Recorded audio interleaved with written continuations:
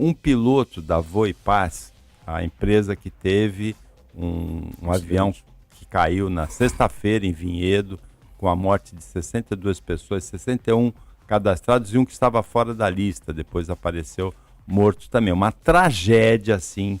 Um piloto, em junho, num depoimento na ANAC, disse que ele tinha medo, ele via o risco de um desastre aéreo por conta das condições em que os pilotos da Voipaz estavam trabalhando. Assim, dificuldade de deslocamento até o local de trabalho, com hora de viagens longas de ônibus, até de outras empresas que não aqueles trabalhavam, dificuldade do tempo de sono para recuperação, recados, chamadas durante o horário de descanso pela empresa. Ele relatou condições ruins de trabalho dos pilotos da empresa e previa um risco de tragédia como a que se concretizou na sexta-feira, que ainda não tem causas definidas. A CENIPA, a gente falou aqui na sexta-feira mesmo em congelamento da asa, né, não detectado, mas só apenas em um mês, né, que a CENIPA divulga quais foram as razões da tragédia, né? O componente humano é só um deles, né? Um desastre aéreo nunca é uma única causa, Paulo. Nunca. São sempre pequenas causas que acabam criando a tempestade perfeita, que é o acidente. O fator humano que você colocou aí, as condições de trabalho, é um dos componentes que sempre se ouviu falar. O segundo também, que vai ser analisada a qualidade do equipamento, né? E o tipo de manutenção. Eu ouvi, ainda não de fontes seguras, nos sites mais tradicionais, mas ainda informações a confirmar, que era a terceira viagem que aquele avião fazia naquele dia já, entre pouso e decolagem. E não é, sabendo dos locais, da onde vem, para onde vai, você tem condição de aferir a questão da temperatura, meteorologia, que nós falamos no começo, né?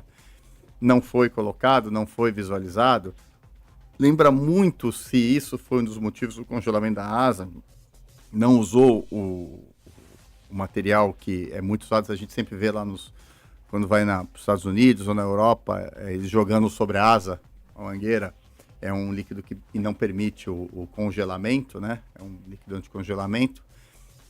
Nós não temos isso, nós não estamos preparados, ou a empresa ela está tão precária na sua operacionalização, no seu dia a dia, que não tem condições de comprar, então faz um voo, faz uma vista grossa, qual o acidente da Chapecoense. Vamos economizar um pouquinho na gasolina, porque a empresa já é uma empresa pequena, não tem condição de voo, tudo, então vamos economizar na gasolina para ver se a gente consegue ter uma margem de lucro maior. São muitas hipóteses, são muitas especulações, mas enquanto a Cenisa não se manifestar de uma maneira pontual e efetiva, né, se colocando realmente quais os motivos, vai ser difícil, mas a tragédia e neste caso, nós temos vários vídeos que vão ajudar na investigação.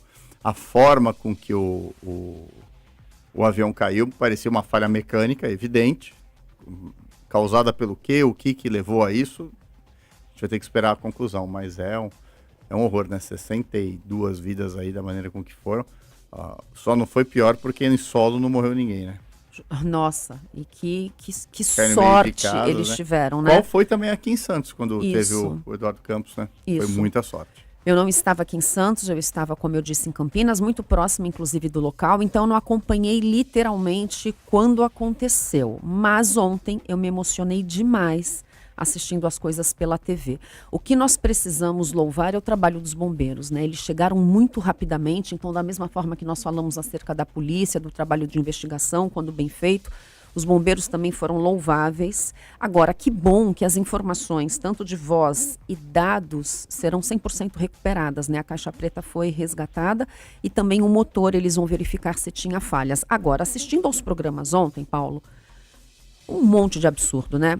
Como eu disse para você, eu não estava aqui, nós estávamos numa mesa e uma pessoa comentou, nossa, mas que bizarro isso, e a outra disse, bizarro não. Todo acidente de avião não é bizarro, sempre tem inúmeras causas, sejam elas humanas e inclusive mecânicas.